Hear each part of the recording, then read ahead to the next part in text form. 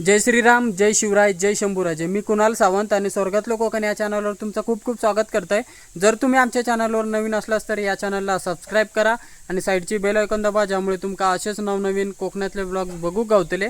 मी बऱ्याच वर्षापूर्वी शौरी भीषण ह्यो नाटक बघितलं आहे. म्हणजे मी जेव्हा लहान होतोय तेव्हा, आणि एकदम थरारक असो ह्यो नाटक हा. म्हणजे जेव्हा शौरीची एंट्री जाता तेव्हा, आणि त्या नाटकामध्ये जेव्हा शौरीचा पात्र साकारलेला तर त्या आमच्या गावातील ज्येष्ठ दशावतार कलाकार श्री मनोहर झेंडे काका यांनी ती भूमिका साकारली होती आणि ती एकदम थरारक होती, म्हणजे बघण्यासारखी.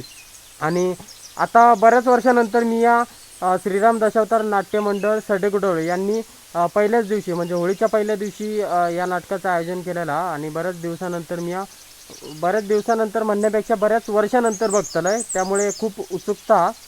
आणि याच्यामध्ये शौरीची भूमिका साकारलेली आहे तर ती माझा मित्र आप्पा गावडेन साकारलेली आहे. आणि भीषणची जी भूमिका साकारलेली आहे तर ती श्री प्रसाद झेंडे दादांना साकारलेली आहे. तर त्यांची जी एंट्री आहे, थरारक एंट्री आणि संभाषण आहात, तर मी तुमका आजच्या व्लॉगमध्ये दाखवलेलं आहे. तर शेवटपर्यंत बघा आणि आवडलं तर नक्कीच लाईक, कमेंट, शेअर करू विसरू नका.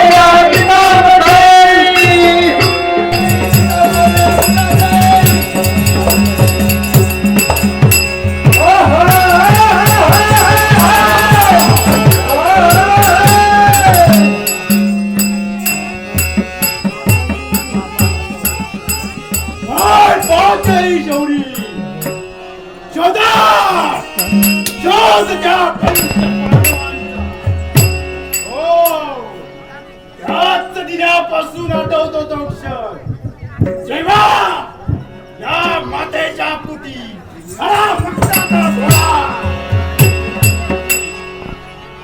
या शौरीच्या पोटी हरा मासाचा गोळा, त्याच वेळी त्या कपटी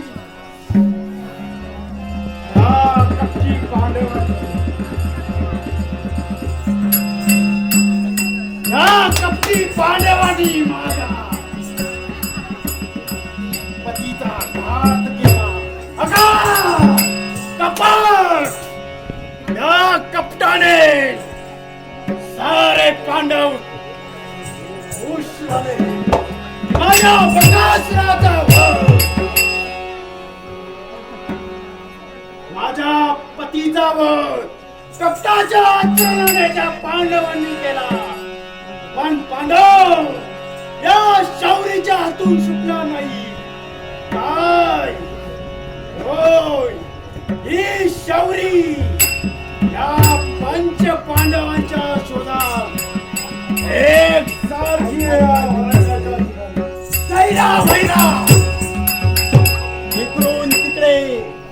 इकडून तिकडे या रण्यातून त्या रण्याच्या ठिकाणी एक सारखी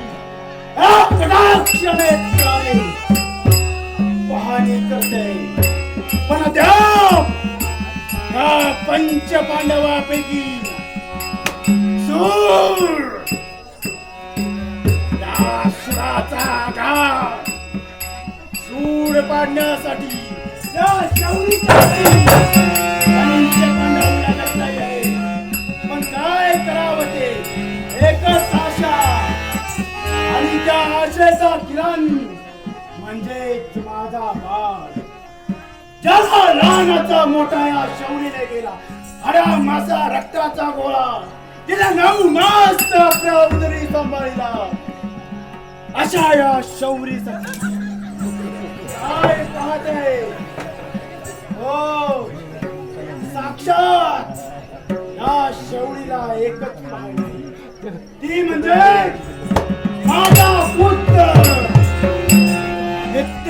पुत्राचे कर्तव्य हो दररोजचे कर्तव्य ती म्हणजे आपल्या मातेला योग्य अशी शिकार बोल भीषण ए बाई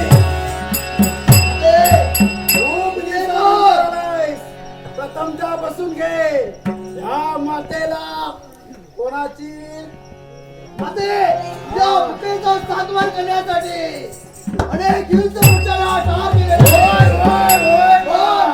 आता त्याचा वेगळा अश्व या ठार न करता मुलासमोर आणलेलं आहे तर का आणि कशासाठी ते बघ अरे वा वा वा वा पुत्रा काय पाहतोय ते शुभ्र पांढरा रंग शुभ्र पांढरा याचा वर्ण पुच्छेचा आकार नील वर्णीय होय होय होय होय होय होय असा प्राणी या जंगलाच्या ठिकाणी अद्याप मी पाहिलेला नव्हता तुला आता भूक लागली असेल पण याच वेळी याचा शेवट ए वा, थांब. तुला काय वाटतंय तुझ्या मातेने हे विचित्र प्राणी पाहिला नाही आहे तू नित्य नियमाने हो नृत्य प्राणी घेऊन येत होता बरोबर आहे पण हा विचित्र अवैधव्य आहे रवींद्र पाणी आहे रवींद्र बरोबर यासाठी तुला मातेला दाखवण्यासाठी हे जिवंत पक्ष वा पण पुत्रा हा आता लागली आहे की पोटाला भूक म्हणून जरा लवकरात लवकर याचा ठार करून लांबच्या भुकेचा सांत्वन हो! करावं या भुकेच्या सांत्वनासाठी प्रथमतः हा हिला मार शस्त्र उतार हल्ला कर त्यासाठी याच वेळी येता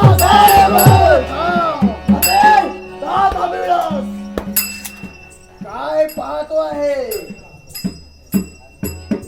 चाल. पण हे काय पुत्रा काय मध्ये पत्रिका माझं लक्षात गेलं नाहीये बरोबर लक्ष असते ते जंगलाच्या ठिकाणी या पत्रिकेचा मजकूर काय आहे या पत्रिकेचा भावार्थ पहिल्यांदा जाणून जाणू घ्या इच्छिते नंतर याचा शेवट करावं माते हा पत्रिकेचा भावार्थ मी वाचतो आहे श्री गणेशाय नमः गणेशाय श्री नमः. गणेशाय नमः जय गोपाल कृष्ण जय गोपाल कृष्ण जगत माऊली गोपाळ कृष्णाच्या अनुमतीनं या पंच पांडवांनी अश्वमेध यज्ञ आरंभिला आहे आणि या दिग्विजय पृथ्वीच्या दिग्विजयासाठी हा अश्वमेध या अश्व या पृथ्वीवर सोडलेला आहे ज्याच्या कुणा सामर्थ्य असेल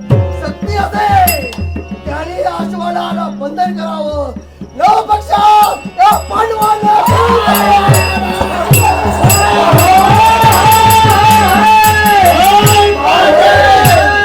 या स्वाला बंधन तू केली आहे पण त्याचा भावार्थ जाणला तळपाची आहे मस्तकाला येऊन भेटली आहे मला आश्चर्य वाटू लागलं आहे नाही या पत्रिकेचा विशाल!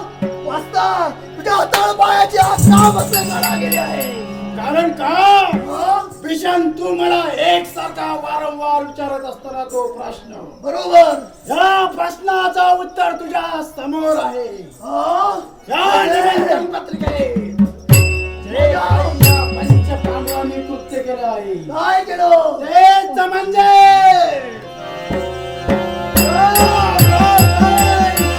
तुझा पिता बकासुराचा नाही नाही नाही बाबा ते या पत्रिकेचा आणि माझ्या धर्माचा तो काय संबंध म्हणजे हं?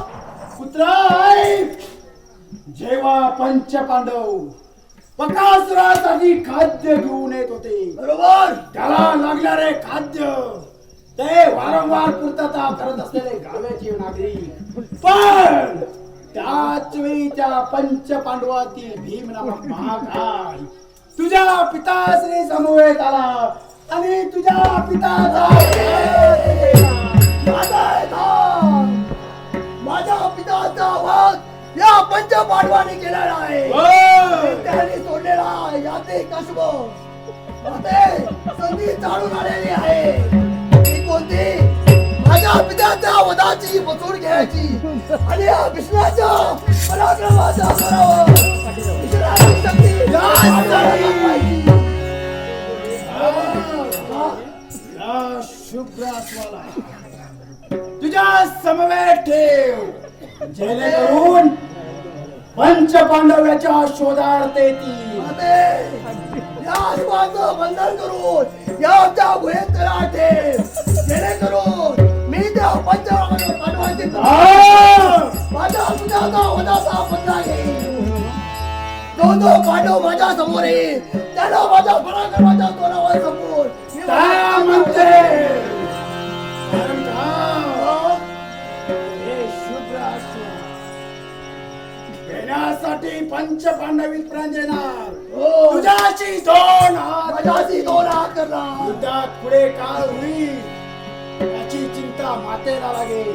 माते चिंता करू पण नको. पुत्रा, मला तरी कसं समजावं माते की तू पंच पांडवांशी युद्ध करून जिंकलायस की तुझ्या काही बाहेरवर या आमच्या गुहेसमोर दिसताय ते 7 ताड वृक्ष. हो. ते 7 ताड वृक्ष जर का एकाच वेळी भूमीवर पडले असते तर माझ्या समाज त्या पुत्रावर संकट आलेलं आहे. म्हणजे ते गुहेच्या समोर दिसणारे 7 ताड वृक्ष आणि त्याच 7 झाड वृक्ष जर ताड वृक्ष एकाच वेळी जर भूमीवर पडले असते बरोबर तर तू समज या विष्णावर त्या पुत्रावर संकट आलेलं असते. म्हणजे पुत्रा, हा. या मातेला एक निश्चित असा संदेश तू दिलायस. माते आता या मातेला निश्चिंत काळजी करण्याची गरज माते नाही. तुझा आशीर्वाद असावं. विजयी मला पुत्र, माझ्या आशीर्वाद